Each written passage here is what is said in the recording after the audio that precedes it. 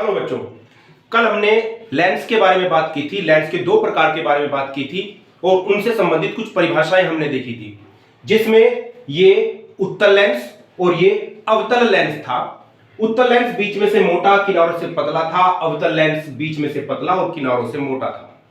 इसके दो वक्रता केंद्र C1 और C2, प्रकाशिक केंद्र और प्रकाशिक केंद्र और वक्रता केंद्र के बीच में इसका फोकस बिंदु। आज हम इनको और थोड़ा सा क्लेरिफाई करेंगे। ये मेरे पास एक उत्तल लेंस है, ये बीच में से मोटा है और किनारों से ये पतला है। यदि मैं इसको बल्ब की रोशनी में देखूं, ये बल्ब यहां से काफी दूर है, इसलिए मान सकता हूं कि इससे आने वाला जो प्रकाश है ये मुख्य अक्ष के समांतर, बिल्कुल समांतर प्रकाश किरणें इस पर पड़ रही हैं। यदि मैं यहां देखूं तो आप देखते हैं कि जो इस लेंस पर जो प्रकाश पड़ा था, उस सारे प्रकाश को इसने एक बिंदु पर फोकस कर दिया है।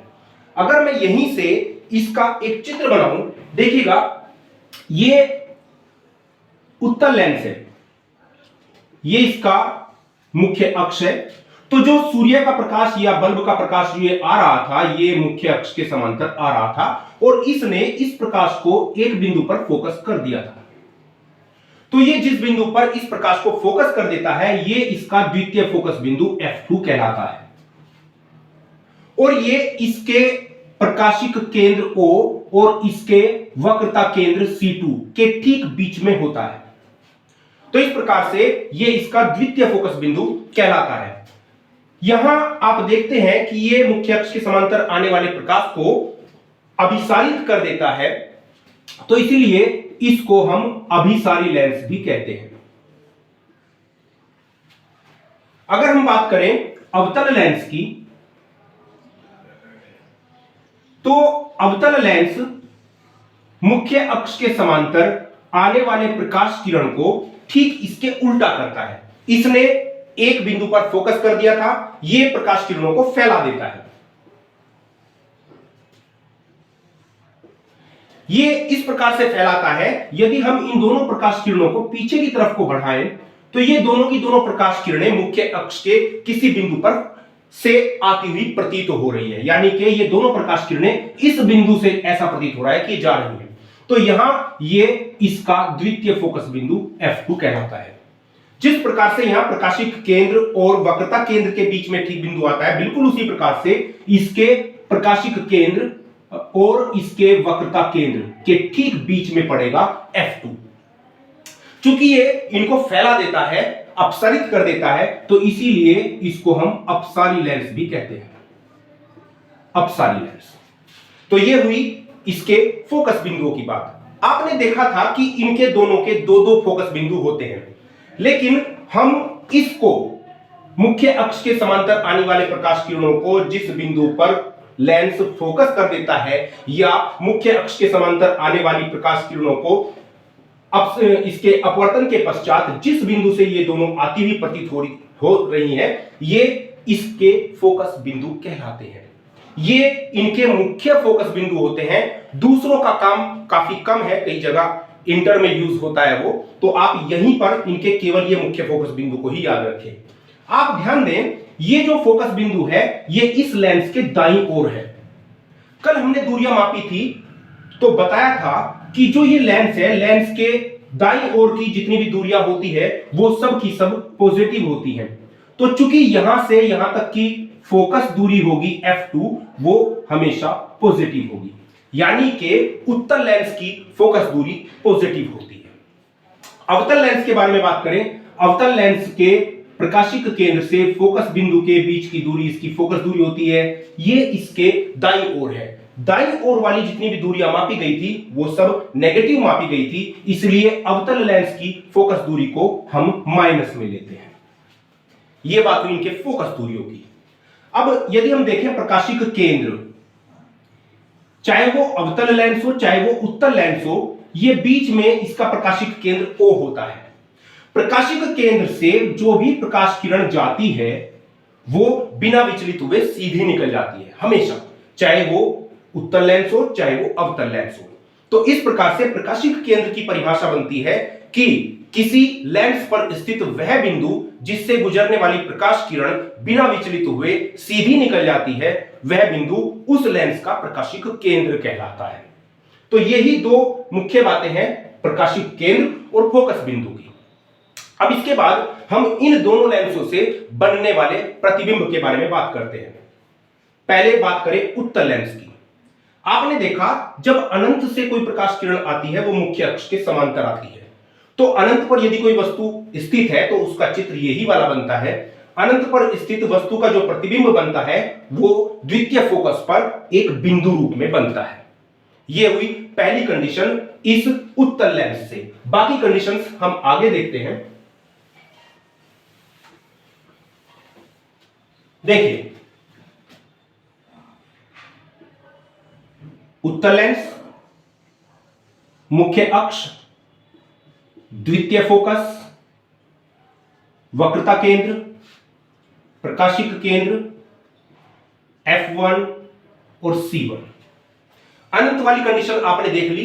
इसके बाद अनंत के बाद और इसके प्रथम फोकस से पहले यदि वस्तु कहीं पर भी स्थित है, यानी कि चाहे यहां है, चाहे C1 पर है, चाहे C1 और F1 के बीच में है, तो एक ही कंडीशन प्राप्त होती है तीनों केस में। यह वस्तु हो गई मुख्य अक्ष के समांतर प्रकाश किरण। आपने देखा मुख्य अक्ष के समांतर जो प्रकाश किरण होती है वो हमेशा फोकस से जाती है। आपने देखा दूसरी प्रकाश किरण यदि हम इसके प्रकाशिक केंद्र से गुजारें तो प्रकाशिक केंद्र से गुजरने वाली प्रकाश किरण बिना विचलित हुए सीधी निकल जाती है। ये दोनों प्रकाश किरणें जहां पर भी आपस में मिलती है वहीं पर वस्तु का प्रतिबिंब बन जाता है। तो यहां तीनों कंडीशंस में जो प्रतिबिंब बनता है वो उल्टा बनता है, वस्तु से दूसरी ओर बनता है तथा वास्तविक बनता है। ये तीनों केस में। अब हम बात करें नेक्स्ट केस की, यदि वस्तु इसके फोकस पर स्थित हो।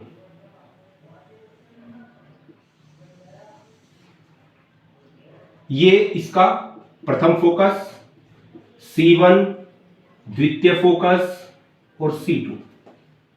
यदि हम वस्तु फोकस पर रख दें, कंडीशंस वही है, मुख्य अक्ष के समांतर चलने वाली प्रकाश किरण इसके द्वितीय फोकस बिंदु से निकल जाती है। दूसरी प्रकाश किरण यदि मैं इसके प्रकाशिक केंद्र से गुजारूं तो ये दोनों की दोनों प्रकाश किरणें एक दूसरे के ठीक समांतर होती हैं। और समांतर प्रकाश किरणें हम ये मानते हैं कि ये कहीं अनंत पर जाकर मिलती है।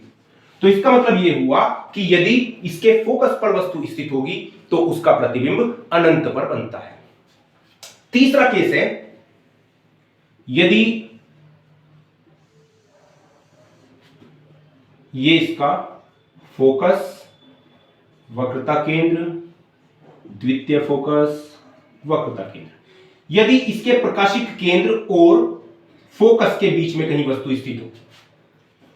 कंडीशन, मुख्य अक्ष के समांतर जाने वाली प्रकाश किरण फोकस से गुजर जाती है, प्रकाशिक केंद्र से जाने वाली प्रकाश किरण सीधी निकल जाती है। तो यहां दोनों प्रकाश किरणें फैलती हुई नजर आ रही हैं। ये अनंत पर भी नहीं मिलेंगी। लेकिन यदि मैं इन दोनों प्रकाश किरणों को पीछे की तरफ को मिलाऊं तो ये दोनों प्रकाश किरणें इस बिंदु से आती हुई प्रतीत हो रही हैं। तो इसीलिए यहां पर इस वस्तु का प्रतिबिंब बन जाता है। तो इस केस में वस्तु का प्रतिबिंब सीधा बनता है, आभासी बनता है और वस्तु की ओर ही बनता है। ये कंडीशंस हैं उत्तल दर्पण के लिए। अब हम यदि बात करें अवतल दर्पण के लिए,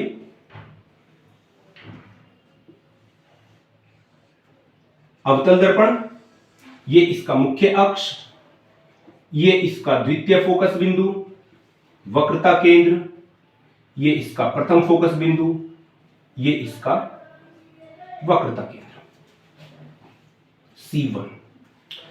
इसके सामने अनंत को छोड़कर सिर्फ एक ही कंडीशन बनती है, चाहे वस्तु इसके सामने कहीं पर भी स्थित हो। यदि मैं यहां वस्तु को रख दूं तो आप जानते हैं मुख्य अक्ष के समांतर जाने वाली प्रकाश किरण क्या होता है, फैला देता है ये। लेकिन वो प्रकाश किरण F से आती हुई प्रतीत हो रही है। ये इस प्रकार से इसको प्रकाश किरण को फैलाता है, ऐसा लगता है कि ये इस फोकस से आ रही है। दूसरी प्रकाश किरण इसके O से, प्रकाशिक केंद्र से यदि मैं गुजारूं तो ये सीधी निकल जाती है। ये दोनों प्रकाश किरणें भी आगे कहीं नहीं मिलेंगी, बल्कि यहां आप देख रहे हैं चूंकि ये किरण यहां से आती हुई प्रतीत हो रही है, तो यहां पर इस वस्तु का प्रतिबिंब बन जाता है। तो इस प्रकार से अनंत को छोड़कर अवतल दर्पण से बनने वाला प्रतिबिंब आभासी बनता है, वस्तु से छोटा बनता है और वस्तु की ओर ही बनता है, सीधा बनता है। तो यहां केवल एक ही कंडीशन है अनंत को छोड़ करके। तो आप अवतल दर्पण और उत्तल दर्पण में पहचान भी इसी प्रकार से करते हैं कि यदि अवतल दर्पण है तो उससे बनने वाला प्रतिबिंब हमेशा वस्तु से छोटा बनता है, सीधा बनता है, और इसमें अलग अलग कंडीशन में अलग अलग प्रतिबिंब प्राप्त होते हैं। ये कंडीशन हुई इन दोनों लेंसों की। अब यदि मैं बात करूं लेंस के सूत्र की,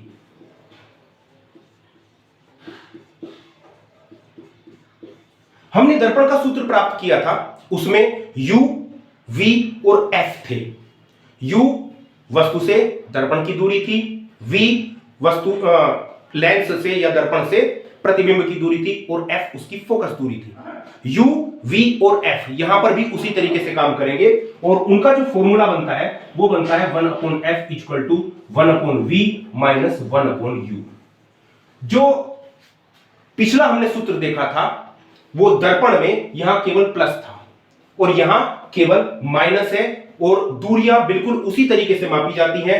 जो बाईं ओर की दूरियां होंगी वो माइनस में होंगी, जो सीधे हाथ की तरफ की दूरियां होंगी वो प्लस में